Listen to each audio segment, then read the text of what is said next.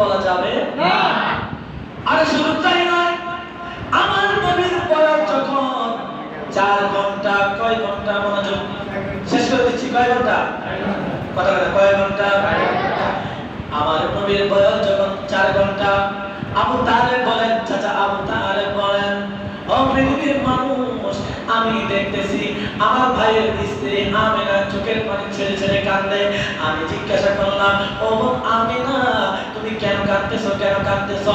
মা আমিনা ডাক দিয়ে বলে, ও আবু তালেব, ও আবু তালেব, আমি এই জন্য কাঁদি, এই আরবের মধ্যে কোন শিশু জন্মগ্রহণ করলে, কোন শিশু দুনিয়ার মধ্যে আসলে তার আত্মীয় স্বজন বাবারা খেলনা আয়না দেখে, ঠিক কিনা?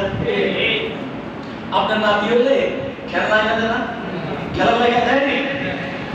ও আবু তালেব, এই আরবের মধ্যে কোন সন্তান জন্ম হলে বাবারা খেলনা এনে দেয়।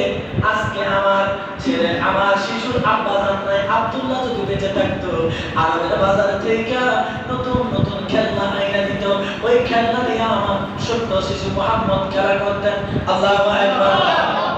আমার আল্লাহ জিবরাইল আমিনকে পাঠিয়ে দিলেন, ও জিবরাইল, ও জিবরাইল, যাও যাও যাও যাও, মা আমিনাকে, আমার বন্ধুর মাকে জানাইয়া দাও, আব্দুল্লাহ যদি বেঁচে থাকতো, আব্দুল্লাহ যদি বেঁচে থাকতো, তাহলে শুধু এই মক্কার বাজার থেকে মাটির খেলনা আয়না দিত, প্লাস্টিকের খেলনা আয়না দিত।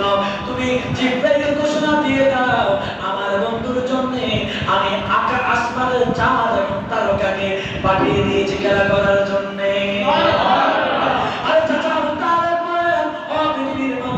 আমি সঙ্গে সঙ্গে দেখতে পাইলাম আসমানের তারকা, আসমানের চাঁদ আমার ভাতিজা মুহাম্মদ আমিনের কাছে আয়েশা নাচানাচি করতেছে। বলেন সুবহানাল্লাহ। নবীর খেলনা হলো আসমানের চাঁদ, আর তোমার খেলনা কিটা? মাটির পুতুল। তো তুমি আর নবীর মধ্যে পার্থক্য আছে না নাই? আর আছে না নাই? শুধু তাই নয়, আরেকটা